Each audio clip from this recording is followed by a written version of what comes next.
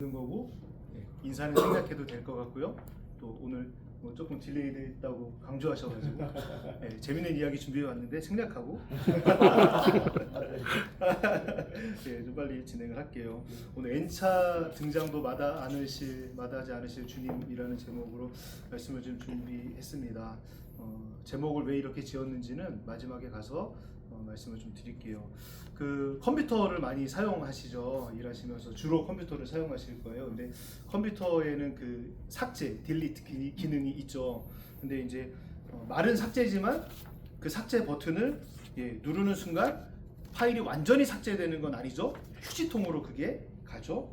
그래서 이전에 이렇게 삭제했던 그 파일이 다시 필요해지면 휴지통에 들어가서 복원하기 버튼을 누르면 다시 복원이 되죠.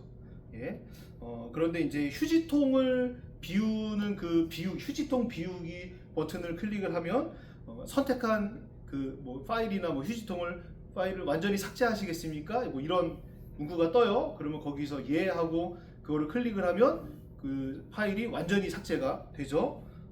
비로소 완전히 그때 삭제가 돼요. 뭐 전문가들은 그 이후에도 좀 살릴 수 있는 방법들이 있다고 하는데, 컴퓨터 전공하시는 분들은 저같이 컴퓨터에 약함이 있는 사람들은 그냥 그 뒤로는 뭐 아예 그냥 제 머리에서부터 지우는 것 같아요. 다시 파일을 이제 찾지 않습니다.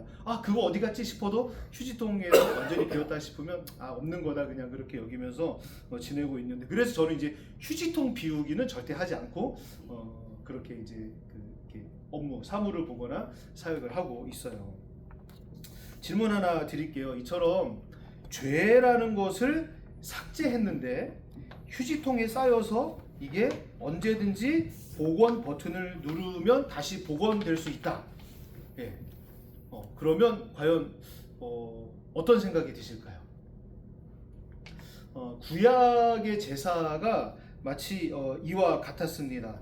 이스라엘 백성들이 구약 때 제사를 드리는 개념이 여러 가지 이유가 있었어요. 근데 그 중에도 가장 중요한 건 뭐냐면 자기들의 죄를 씻기 위함이 가장 주요한 목적이었어요. 그래서 죄를 삭제하기 위해서 여러 가지 방법으로 그런 희생 제사를 드렸습니다. 그래서 레위기 보면 우리가 자주 좌절하는, 성경 일독을 시작했다가 자주 좌절하게 되는 첫 번째 관문이 그 레위기를 읽다 보면 처음부터 막 번제, 소제, 화목제, 속건제, 제사에 대한 그 방법, 또 제물에 대한 종류, 그것을 어떤 방법으로 뭐 속죄제, 그러니까 죄를 씻기 위해서 어떻게 해야 되는가, 뭐 이웃과의 나 자신의 죄를 씻기 위해서는 어떻게 제사를 드려야 되고, 뭐 막 하나님께 죄를 지었을 때는, 뭐 이웃에게 죄를 지었을 때는 그거를 어떤 방법으로 이렇게 드려야 되고, 막 그런 게 설명이 돼 있는데, 마치 그래서 이스라엘 백성들이 구약 시대 때 지었던 죄는 또 그때 드렸던 제사는 완전히 없어지지 않고 마치 휴지통에 쌓여 있는 것과 같은 그런 한계가 있던 거였어요. 그래서 이것을 완전히 삭제하기 위해서 일종의 휴지통 비우기를 하는 거죠. 1년에 한 번 대속죄일이라고 정한 그 날이 있어요. 그래서 그 날에 대제사장이 지성소라는 곳에 그 이스라엘 사람들의 달력의 7월 10일의 날짜예요. 그 대속죄일에 대제사장이 1년에 한 번 지성소에 들어가서 모든 백성들의 죄를 하나님 앞에 올려드리면서 그것을 이렇게 속죄하는 그런 제사를 드릴 수 있는 그런 날이 있었어요. 지성소는 어떤 거였냐면, 그러니까 그 성막, 회막의 안에 들어가면 마당이 있고, 또 그 마당에 뭐 물두멍, 뭐 그 물 이렇게 대야 같은 거 있고, 또 그 제사에 드릴 제물을 이렇게 잡는 그런 번제단 같은 게 있고, 태우는 자리가 있고 한데 그 안에 또 그 성막, 그 성소가 있어요. 그래서 이렇게 가려져 있는 조그만 텐트 같은 건데, 그 안에 들어가면 그 성소 안에 들어가면 뭐 어떤 뭐 촛대, 뭐 물두멍, 뭐 이런저런 시설이 있고, 그 안에 또 들어가면 저기가 있어요. 이렇게 회막, 죄송합니다. 갑자기 기억이 안 나는데 그 휘장. 역시 휘장이 있는데 그 휘장 안에 지성소가 있어요. 하나님께서 임재하고 계시는 그런 상징과도 같은 그런 것들이 그 안에 요소들이 많이 있어서, 진짜 죄를 가진 사람은 그 지성소 안에 들어가면 무조건 그 자리에서 죽게 돼요. 아주 거룩한 곳이에요. 대제사장만 1년에 딱 한 번 들어가서 모든 이스라엘 백성들의 죄를 하나님 앞에 아뢰고 하나님께 그 죄를 사해 주실 이기를 구하는 그런 그 제사를 드릴 수 있는 이제 그런 장소였거든요. 그래서 이제 매년 7월 10일 대속죄일이라고 하는 날에 대제사장은 그 제사를 매년 반복해서 드려야 했어요. 그러니까 구약의 제사는 죄를 완전히 없앨 수 없는, 그러니까 불완전한 그런 제사였다라고 우리가 볼 수 있는 거죠. 그래서 히브리어로 욤 키프르라고 합니다. 욤이 이제 뭐 날, 키프르가 뭐 대속죄의 날 뭐 그런 이제 의미인데, 레위기 16장에 보면 그 속죄 제사에 대한 규례가 있어요. 그래서 유대인들이 1년 중에 지금도 정통 유대인들은 가장 엄숙하고 중요하게 지키는 그런 날입니다. 그래서 6월절이 이스라엘 백성들을 애굽에서 구원해 주신 하나님을 기억하고 기념하는 절기라고 한다면, 이 대속죄일은 죄가 하나님 앞에서 어떻게 속죄되는가, 어떻게 사해지는가, 어떻게 해결되는가, 이것을 이스라엘 백성들이 보고 자기들도 느끼고 깨닫고 자기 후손들에게 그거를 가르쳐주는 너무나 중요한 그런 행사예요. 그래서 이 대제사장은요, 대속죄일 날이 되면 이제 어떻게 그 대속죄일 날 어떤 제사를 드리게 되면 총 4번 정도 아까 말씀드렸던 그 지성소에 들락날락 하면서 이 대속죄일의 제사를 드리게 됩니다. 평소에 드리는 제사들은 그 성소 안에서 엔간한 거는 다 해결이 돼요. 예. 그래서 엔간한 건 다 해결이 되는데, 그 안에 드려진 그 제사에 대한 모든 항목들, 그런 이스라엘 백성들의 죄에 대한 모든 항목들을 가지고 1년에 딱 한 번 지성소에 들어갈 수 있는 거예요. 그래서 레위기 16장 30절 31절 말씀 보면, 너희 모든 죄에서 너희가 여호와 앞에서 정결하리라, 이는 너희에게 안식일 중에 안식일이라, 이렇게 말씀하고 있어요. 그러니까 이스라엘 백성들에게 정말 1년에 한 번 자기들의 죄를 깨끗이 씻을 수 있는 매우 중요한 날이 이 대속죄일 날이라는 거예요. 그래서 간략하게 설명을 드릴게요. 이 대제사장들은 처음 들어갈 때는요, 향을 갖고 들어가요. 향을 갖고 들어가서 그것을 지성소 안에서 태웁니다. 그러면 그게 연기가 막 이제 생기거든요. 그러면 그 연기 때문에 하나님 앞에서 자기 얼굴이 가려지는 거예요. 자기가 죽게 되는 그런 직접적인 그런 요소를 가리게 되는 겁니다. 그래가지고 향기로 안에를 뿌옇게 채워요. 나와가지고 수송아지의 피를 가지고 들어가서 속죄소의 동편에 한번, 속죄소 앞에 7번을 뿌려요. 또 나와가지고 염소를 잡아가지고 피를 갖고 들어가서 똑같이 바르고 뿌리고 7번 합니다. 그리고 나와서 소와 염소의 아까 그 피를 또 가지고 나와서 번제단이라는 곳에 발라요. 그리고 그 옆에 7번을 뿌려요. 그 다음에 다른 염소, 아사셀이라는 이름을 붙인 그 염소의 머리에 안수하고, 사람이 아무도 없는, 생명체가 아무도 없는 광야에다가 그것을 내보내요. 그리고 다시 회막에 들어가요. 거룩한 곳에 들어가서 피가 묻은 옷을 벗고, 그 다음에 거룩한 세마포 옷으로 다시금 입고 목욕도 하고 자기와 백성의 속죄를 위한 번제를 드려요. 번제가 끝나고 나면 다시 지성소에 들어가서 아까 가지고 들어갔던 향과 그 향도를 가지고 나옵니다. 뭐 이게 순서가 중요한 건 아니에요. 우리에게는 뭐 그때 그랬었구나 하지만 우리에게는 직접적인 영향을 미치는 것은 전혀 아니에요. 기억하지 않으셔도 되는데, 이러한 모든 의식을 마치고 대제사장이 최종적으로 회막 앞에 나오면은 백성들이 다 거기에 운집해 있는데 거기에 딱 서가지고 쫙 이렇게 서면은 백성들이 막 환호하는 거예요. 왜냐하면 그 7월 10일 1년에 한 번 드리는 제사를 통해 하나님이 그것을 받으셨다면 무엇에 대한 증거가 되는 거예요? 하나님이 우리 죄를 용서해 주셨다, 사해 주셨다. 그래서 이 제사장도, 대제사장도 죽임을 당하지 않았고 모든 제사가 완전하게 완전하게 그것이 성공적으로 잘 치러졌으니까 하나님이 우리 죄 사함을 이루어 주셨다라는 것에 증거가 되는 거잖아요. 그러니까 백성들이 정말 즐거워했어요. 기뻐했어요. 그런데 그 기한은 얼마예요? 1년인 거죠. 대제사장은 매년 7월 10일마다 반복해서 자신과 온 백성의 죄를 들고 매우 복잡한 과정을 거치면서 지성소에 4번이나 들락날락 하면서 막 그 비린내 나고 막 징그럽고 막 그 참 쉽지 않은 그 일인데 그거를 매년 반복을 해야 했어요. 이렇게 예수님이 오시기 전에 이 땅에서 드린 모든 희생 제사는 죄를 완전히 없앨 수 없는 그런 불완전한 삭제의 기능과 같았던 거죠. 그래서 예수님이 이 땅에 처음 오신 이유는 뭐냐면 그런 일시적인 효력이 있는 그 동물의 피로 끝없이 반복해야 되는 이 복잡한 죄 삭제의 기능을 흠 없는 자신의 피로 단 한 번에 끝내버리시기 위해서 예수님이 이 땅에 처음 오신 거예요. 동물의 피로는 아무리 제사를 드려봐야 우리의 죄를 영원히 깨끗하게 씻을 수 없기 때문에 우리의 죄를 영원히 이 땅에서 씻을 수 있는 유일한 그 죄 없는 사람의 피, 죄 없는 존재의 피, 아담 이후로 이 땅에 있는 모든 피조물들은 다 저주를 받았어요. 예. 깨끗한 피는 하나도 없단 말이에요. 그래서 이 땅에 유일하게 죄 없는 사람의 피, 성령으로 동정녀 마리아에게 잉태되어서 육신을 완전하게 취하신 예수님 자신의 피를 흘리셔야만 완벽한, 더 이상은 드리지 않아도 되는 그런 제사가 끝났기 때문에 그렇게 하시기 위해서 예수님이 이 땅 가운데 오신 것이죠. 그러니까 만약에 예수님이 이렇게 성령이 동정녀에게 잉태하는 그런 방법으로 완전한 제물이 되지 않으셨다면 창조 이후로 오늘 본문에 얘기했던 것처럼 계속해서 자기를 드리는 고난을 예수님은 당하셔야 했을 거예요. 마치 매년 반복되어야 하는 그런 대속죄일의 그 송아지, 염소 이런 걸 계속 드리는 것처럼 만약에 예수님이 똑같이 이 땅에 있는 피조물처럼 남성과 여성의 그런 관계를 통해서 태어나는, 혈육 안에 태어나는 모든 그런 피조물처럼 예수님이 그렇게 이 땅에 오셨다면 예수님 계속 매년에 1년에 한 번씩 이 땅에 오셔야 하는 거예요. 하지만 그럴 필요가 없는, 죄 없는 완전한 제물. 나중에 기회가 된다면 예수님이 동정녀 마리아에게 육신을 취해서 이 땅에 오신 그 성육신 하신 개념이 그건 나중에 기회가 되면 한번 설명을 드렸으면 좋겠는데요. 그렇게 우리를 위한 속죄 제사를 단번에 끝내시려고 예수님은 세상의 끝에 오신 거예요. 그래서 본문이 말하는 것처럼 예수님은 자신을 제물로 드리시면서 이 피 뿌려지고 태워지고 하면서 없어지고 그냥 속죄소 안에 들어간 게 아니라 우리의 죄의 문제를 완전히 해결하시면서 하나님께서 말씀하신 그 정하신 율법의 모든 필요를 예수님은 완전히 충족시키면서 하나님의 기쁨과 영광이 되었어요. 하늘에 올라가셨다 성경은 말하고 있어요. 그러니까 대제사장처럼 매년 정한 날에 동물의 피를 들고 지성소에 들락날락 할 필요가 없어진 거예요.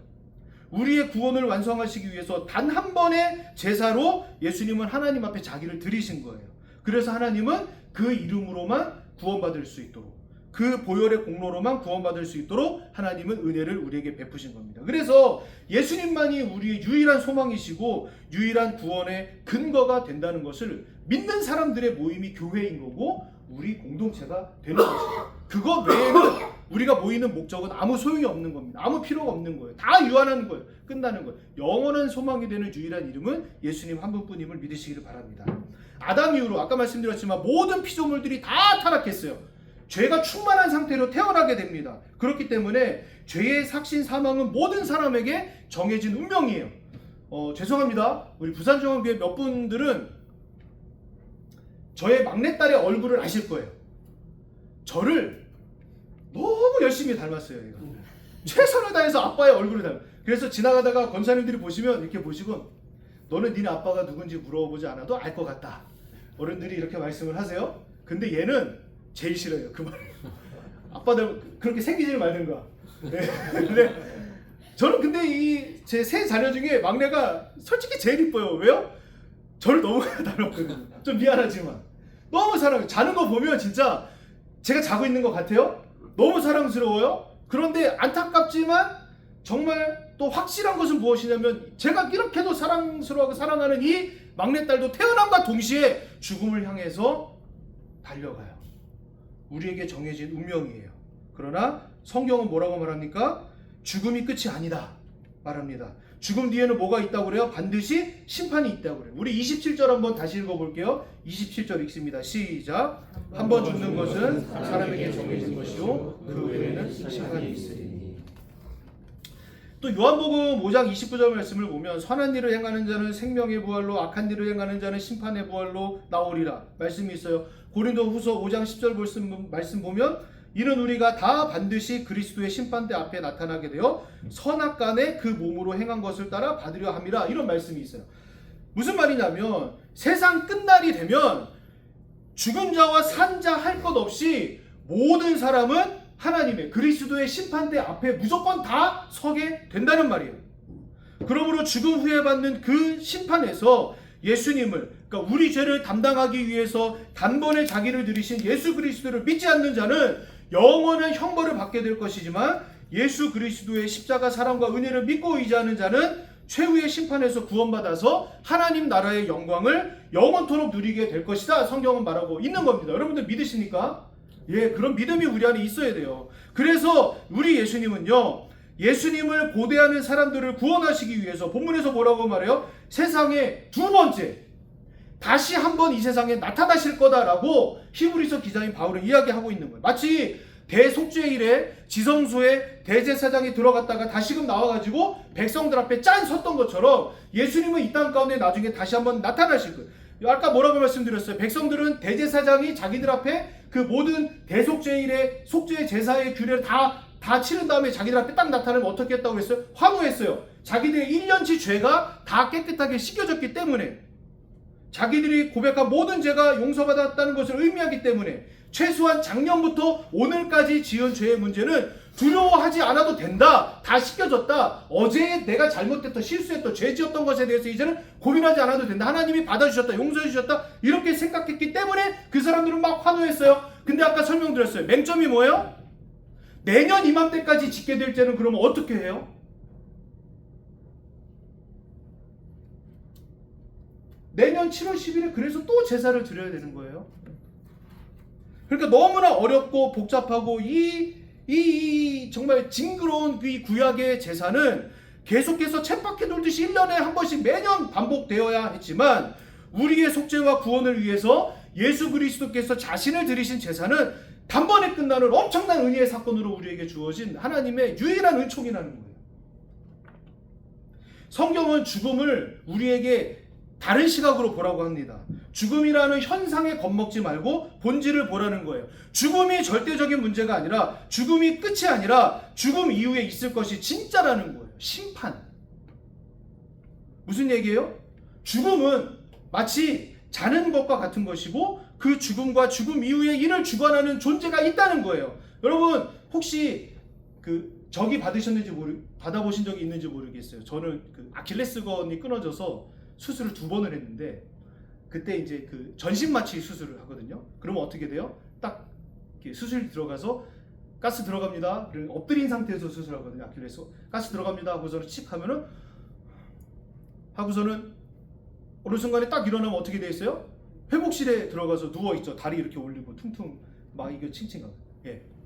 그러면 한 4시간 반 정도 시간이 그냥 눈 감았다가 하고서는 떴는데 지나 있고 장소도 옮겨 있는 거예요. 여러분 우리가 죽는다는 것은 이런 거예요. 우리가 육신의 죽음을 경험한다는 것은 그런 거예요. 예수님은 여러 번 신약 성경에서 죽음은 자는 것과 같다고 말씀하셨어요. 예. 우리가 언젠가는 다 눈을 감겠죠. 예. 인식이 없어지겠죠. 하지만 예수님이 다시 오시는 그날에 우리가 예수님의 그 부활의 영광된 모습으로 다시 부활하게 되면, 그때는 마치 자는 것과 같이 잠깐 잤다가 일어나게 되는, 그렇게 된다는 거예요. 그 부분은 나중에 기회가 된다면 좀 깊이 있게 이야기하고 싶은데, 그래서 그것에 대해서 예수님은 누가복음 12장 4절 5절에 이렇게 말씀하셨어요. 몸을 죽이고 그 후에는 능히 더 못하는 자들을 두려워하지 말아라. 마땅히 두려워할 자를 내가 너희에게 보이리니 곧 죽인 후에 또한 지옥에 던져넣는 권세 있는 그를 두려워하라. 예수님이 이렇게 말씀하셨어요. 여러분 죽음을 두려워하는 것은 그러니까 우리 믿는 자들에게 너무나 어리석은 일이 되는 거예요. 두려워해야 할 것을 두려워하지 못하게 되기 때문이에요. 우리가 정말 두려워해야 할 존재는 사망 권세를 이기시고 천국과 지옥을 가르는 유일한 권위자입니다. 또한 우리가 세상에서 겪는 고난, 질병, 고통, 불행, 외로움, 사고, 이런 것들 다 우리가 진짜 궁극적으로 두려워할 대상이 못 된다는 거예요. 그것의 정점이 죽음이 아니기 때문이죠.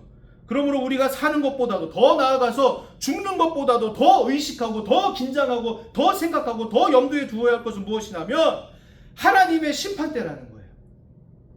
하나님 앞에서 우리가 나중에 어떤 모습으로 서 있게 될지, 그것이 우리의 인생 가운데 초관심사이어야 하는 거죠. 그때 우리 곁에 누군가 나타나야 합니다. 나타나서 하나님, 이 사람은 자기의 죄로 죽어 마땅하지만 이 사람 대신에 제가 죽었어요.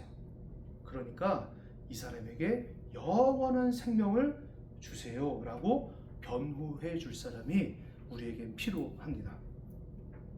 우리는 나중에 하나님 앞에 서면 아무 말도 못할 겁니다. 하나님께 내세울 만한 그런 의로운 삶을 우리 안에 살았던 순간이 전혀 없을 거기 때문이에요. 예수님을 몰랐다고 우리는 말도 할 수 없을 겁니다. 그래서 예수님이 필요해요. 예수님만이 우리를 변호할 수 있는 자격이 있으시기 때문이에요. 죄에 대한 문제를 이미 해결하셨기 때문에 예수님의 역할은 끝났습니다. 우리를 구원하시기 위해서 예수님이 더 뭐 하실 일이 없어요. 하시 안 하셔도 돼요. 완벽하게 완전히 끝내셨거든요. 하지만 그것과 상관없는 문제일지라도 자기를 바라는 자들을 위해서 두 번째 예수님께서 이 땅 가운데 나타나실 거라고 성경은 말하고 있어요. 그러니 그분만이 우리의 소망이시고 그분만이 우리의 구세주이신 거죠. 여러분 아멘이십니까? 저는요 그래서 예수님 믿어요. 저는요 그래서 예수님 믿어요. 나중에 하나님 앞에 서면 제가 아무 말도 못할 것 같아요. 저는 그래서 예수님 믿어요. 예수님 믿을 수밖에 없어요. 죄송합니다. 이 생각하면 가슴이 터질 것 같아서.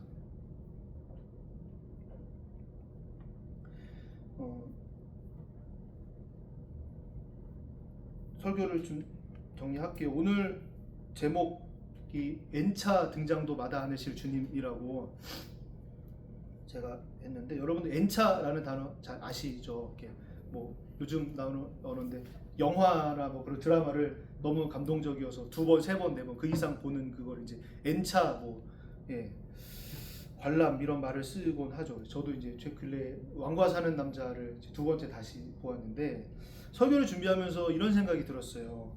그렇다면 주님은 내가 필요로 하면 몇 번 세상에 나타나실까? 예수님, 내가 예수님을 필요로 한다면 이 세상에 몇 번이나 등장하실 수 있을까? 그 성경에 보면 완전한 숫자라는 개념을 생각해봤어요. 70번씩 7번 그것도 생각이 나긴 했는데요. 약 2000년 전에 이 땅 가운데 오셔서 완전한 속죄 제물이 되어 주셨던 주님은 나중에 이 땅 가운데 다시 오셔서 이미 완성하신 그 구원을 이루신 구원을 완성하실 것이지만 그것과 전혀 상관없는 일일지라도 내가 원한다면 나에게 위급하고 긴급한 일이 생긴다면 이미 죽음에 관한 것은 예수님이 다 끝내 놓으셨지만 그래서 뭐 가능성은 없겠지만 또다시 그런 심각한 문제, 내가 절대로 무엇을 해도 해결할 수 없는 그런 문제가 나에게 생긴다면 예수님은 나를 위해서 몇 번이고 이 세상 가운데 등장하는 것을 마다하지 않으시겠구나, 그런 생각이 들었어요. 세상에 죽지 않는 사람이 없듯이 심판을 받지 않는 존재는 없습니다. 우리의 앞날은 이미 결정되었어요. 그러니까 우리는 그 날을 생각하면서 오늘을 살아야 할 것입니다. 그 날을 대비하면서 오늘 예수 그리스도를 붙잡고 살아가야 합니다. 우리의 구원은 예수님 한 분으로 충분합니다. 끝났어요. 단번에 끝났어요. 우리를 구원하시기 위해서 예수님은 세상에 오셨고 나중에 분명히 반드시 다시 오실 것입니다. 그 주님의 약속을 날마다 믿는 그 믿음으로 그것을 전제하는 삶을 살아가는 우리가 되어야 하겠습니다. 그것뿐만이 아니라 우리에게 필요한, 우리가 정말로 긴급한 위급한 일이 생기면 언제든지 성령을 통하여 우리와 이미 함께 계시지만 놀라운 하늘의 역사를 이루실 예수 그리스도의 오른손을 붙잡고 날마다 주님과 동행하는 우리 모든 캠코 선교회 회원들 되시기를 예수님의 이름으로 축원드립니다. 네, 기도할게요. 주님, 사실 예수님은 그러지 않으셔도 되는데 우리를 위해서 이 땅 가운데 우리와 동일한 정말 이 부정한 몸을 완전히 입으시고 세상 가운데 오셨습니다. 그리고 그 자신의 육신을 피를 흘리며 우리를 위하여 영원한 속죄 제사를 단번에 완성하셨습니다. 그 주님의 보혈의 공로를 믿는 믿음으로 저희가 구원받는 존재가 될 수 있다는 것을 날마다 잊지 않고 기억하는 저희들의 삶이 될 수 있도록 인도하여 주옵소서. 우리를 위하여 이 땅 가운데 오신 그 주님이 나중에 세상 끝날에 다시 한번 이 땅에 오셔서 우리의 부족함을, 우리의 연약함을 하나님 앞에서 변호해 주시고 또 우리 대신 자신이 죽으셨다는 것을 하나님 앞에 말씀하시며 우리에게 영원한 삶을 허락해 달라고 그렇게 말씀해 주실 예수님을 저희들이 더욱더 진실로 믿는 성도가 될 수 있도록 인도하여 주시고 그 주님으로 인하여 영원한 생명을 얻었다는 것을 이미 믿는 확신하는 마음가짐이 우리의 삶을 온전히 채우는 하나님 그런 저희들의 매일이 될 수 있도록 인도하여 주시옵소서. 세상에서 우리를 힘들게 하고 우리를 고통스럽게 하는 그 어떤 것도 죽음보다는 다 약한 것들일 터인데 그런 문제들로 인하여 고민하거나 주저하거나 하나님을 부정하는 그런 어리석음 저희들이 범하지 않게 하시고 사망 권세 이기시고 우리를 결국에 그 동일한 부활의 영광을 입히실 그 예수 그리스도를 저희가 믿고 신뢰하며 주님과 온전히 동행하며 부활을 매일마다 맛보며 살아가는 저희들이 될 수 있도록 인도하여 주옵소서. 하나님 이 선교회 회원들이 날마다 기도하고 있습니다. 하나님이 한국자산관리공사 하나님께서 온 세상을 다스리고 은총을 베푸시기 위해 세우신 회사이고 이 안에 저희들 보내주신 걸로 믿사오니 하나님 저희들 날마다 예수 그리스도를 믿는 사람다운 삶의 모습과 향기를 통하여 이 귀하고 복된 회사를 주님의 향기가 충만한 곳으로 변화시켜 나가는 귀한 선교회 회원들이 다 될 수 있도록 인도하여 주시옵소서. 감사드리며 예수님 이름으로 기도합니다. 아멘. 주 예수 그리스도의 은혜와 하나님 아버지의 사랑하심과 성령 하나님의 교통하심이 오늘 주신 말씀 붙들고 나를 위해서라면 그 무엇도 마다하지 않으실 예수 그리스도를 온전히 믿는 믿음으로 매일을 살아가고자 다짐하는 우리 캠코 선교회 회원들의 삶 가운데 또 이 귀하고 복된 회사 가운데 영원토록 함께 있을지어다. 아멘. 감사합니다.